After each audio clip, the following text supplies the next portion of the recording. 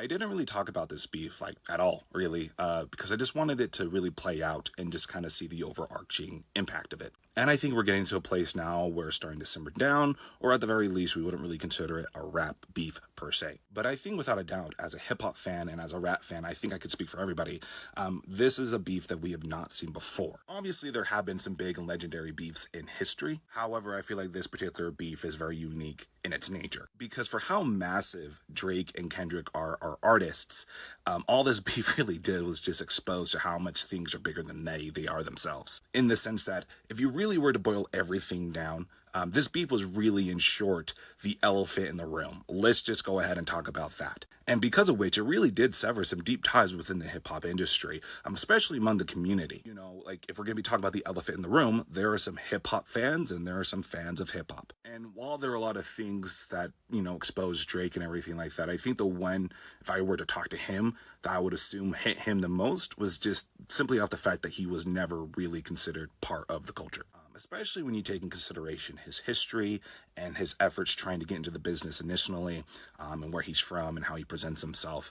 I just have an assumption that cut pretty deep. And that also just kind of spoke a lot about as to what people feel about Drake and what that embodies and who he embodies, which is just like, again, not hip hop fans, but people who are fans of hip hop. And Kendrick, of course, kind of being the complete opposite, just being literally the embodiment of Black American, African American culture and hip hop and everything that goes with it. And my point being is these, along with many other things, are just a lot of things that fans felt.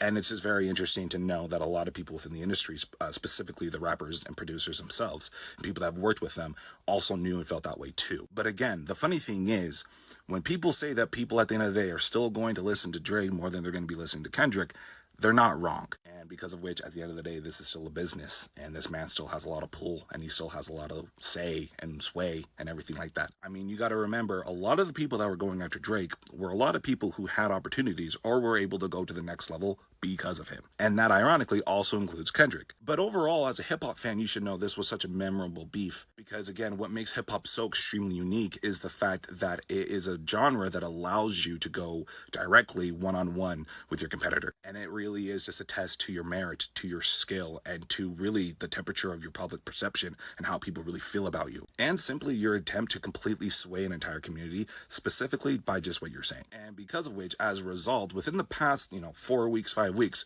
we have gotten some of the best hip-hop we've gotten in a really long time.